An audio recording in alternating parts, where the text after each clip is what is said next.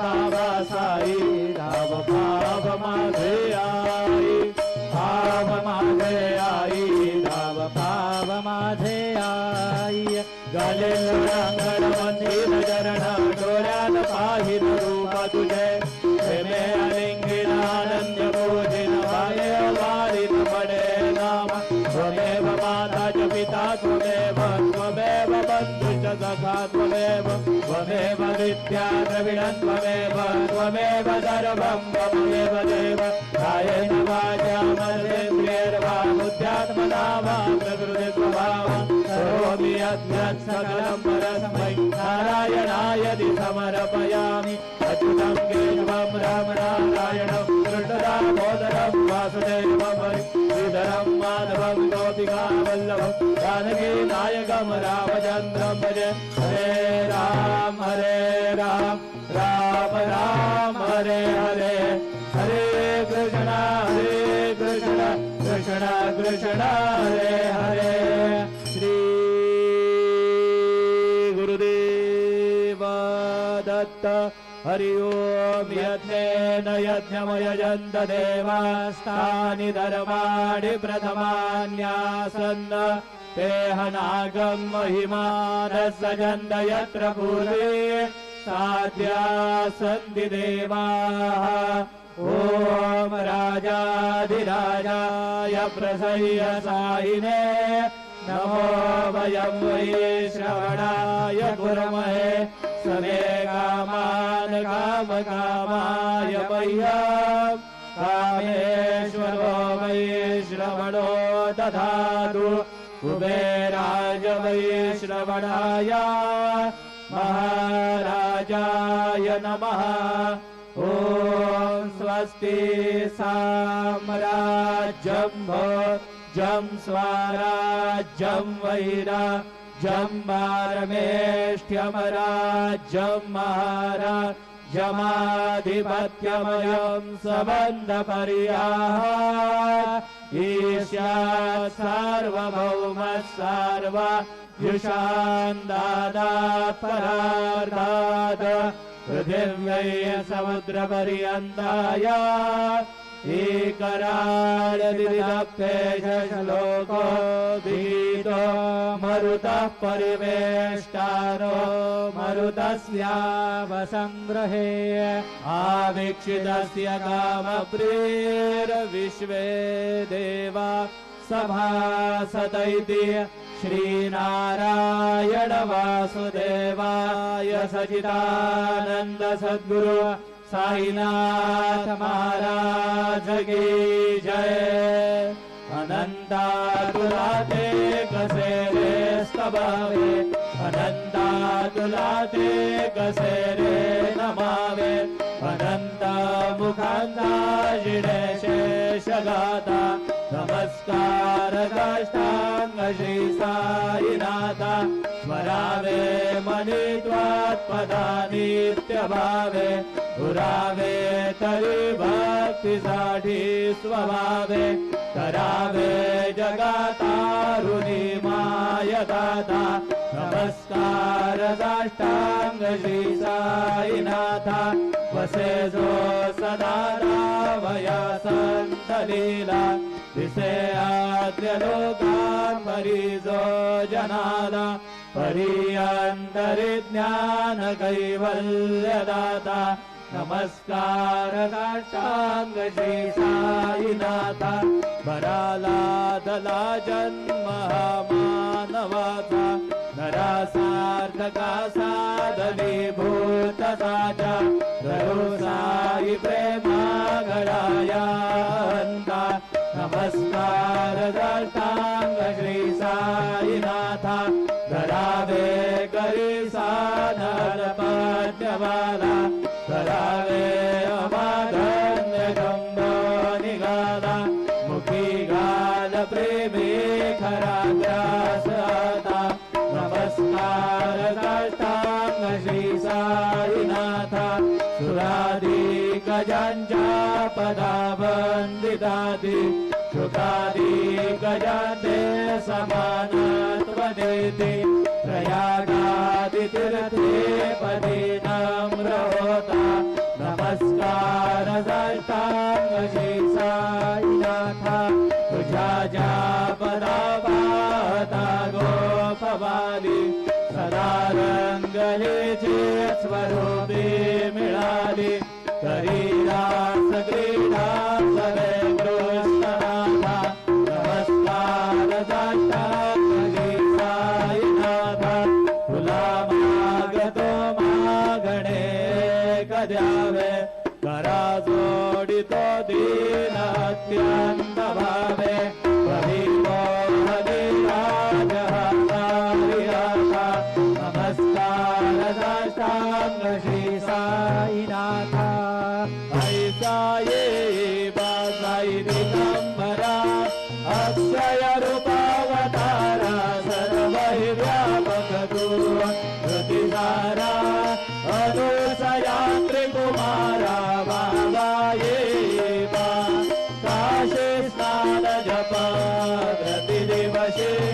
कोल्हापुर दीक्षे श्री निर्मल नदी तुंगा जलप्राशी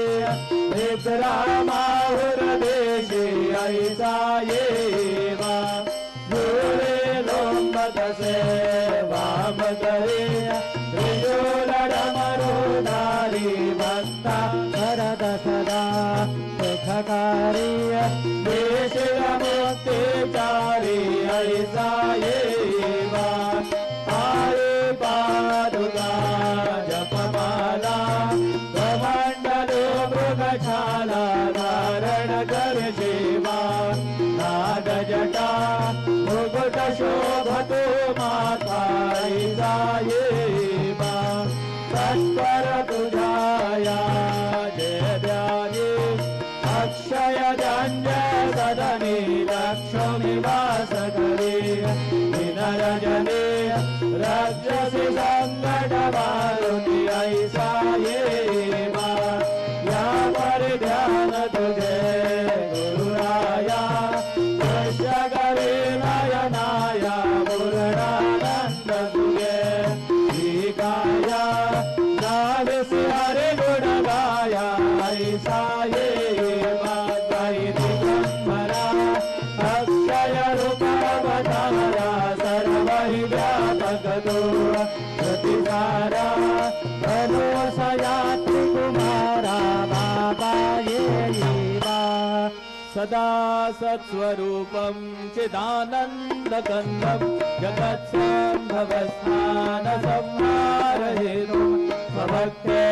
स्वभक्तेक्षयामानुषं दर्शयन्तं नमामीश्वरं सद्गुरु साईनाथं भवद्बान्धविधवसमार्दण्डविद्यं मनोभागतीतं मुनिर्ध्यानगम्यं जगद्व्यापकं निर्मलं निर्गुणं त्वां नमामीश्वरं सद्गुरु साईनाथं भवाम्भोधिमग्नार्दितानां जनानां स्वबादाश्रितानां स्वभक्तिप्रियाणां स्वबुद्धारणार्धङ्गलौ सम्भवन्तं नमामीश्वरं सद्गुरु साईनाथं सदा निम्बवृक्षस्य मूलादिवासात् सुरास्राविणं दीप्तमप्यप्रियन्तं तरुङ्गल्पवृक्षादिकं साधयन्तं नमामीश्वरं सद्गुरु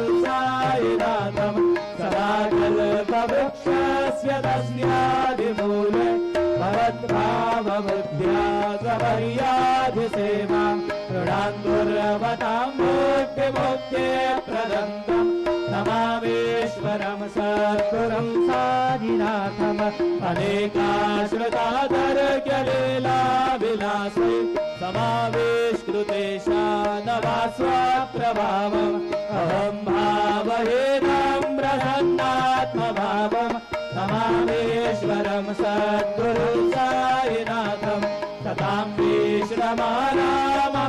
विश्रमाराममेवाभिरामं सदा सज्जनैः संस्तुतं सन्नमद्भि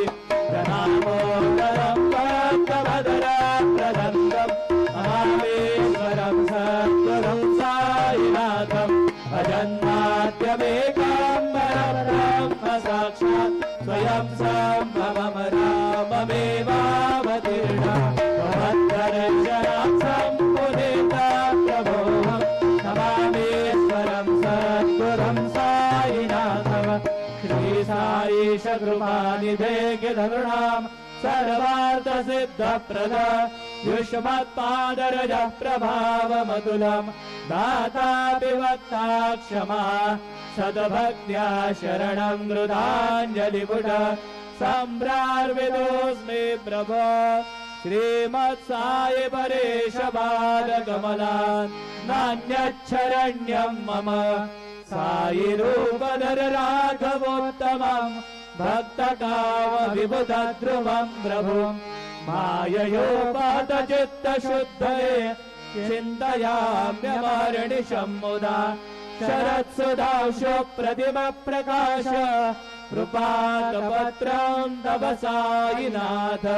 त्वदीयपादाब्जसमाश्रितानां स्वच्छाययातापमपाकरोतु उपासनादेव साईनाथ तवैर्मयोपासनिनास्तुतस्त्वं रमेन्मनोन्मे तव पादयुग्मे भृङ्गायताब्जे मकरन्दलुब्धा अनेकजन्मार्जितपापसंशयो भवेद्भवत्पादसरोजदर्शनात् क्षमस्व सर्वानपराधपुण्यकात् प्रसीद साई सद्गुरुदयानिधे श्री साईनाथ चरणामृतपूर्णचित्ता तत्पादसेवनरता सततं भक्त्या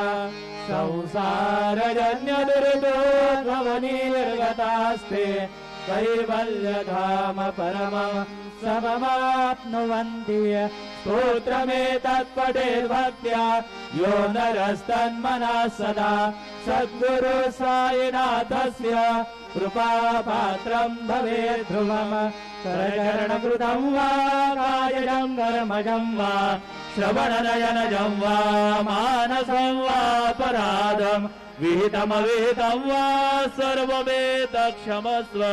जय जय करुणाब्दे श्री प्रभु साईनाथ श्री सच्चिदानंद सद्गुरु साईनाथ महाराज की जय।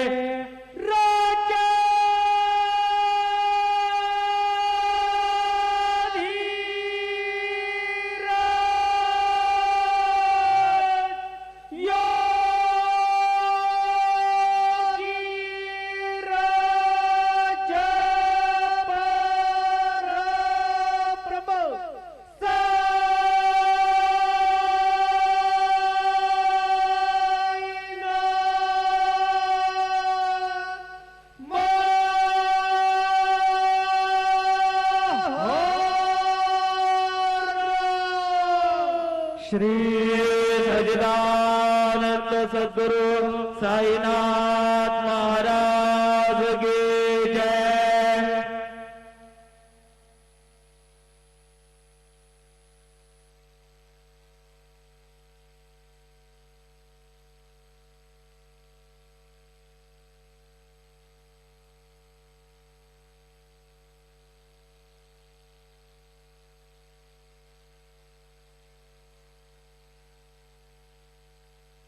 ओम साईराम। सर्व साई भक्तांना कळविण्यात येते की श्रींचे दर्शनानंतर उदीप्रसाद काउंटरजवळ श्रींचे महाप्रसाद भोजनाकरिता टोकन म्हणजेच कुपन देण्यात येणार आहे।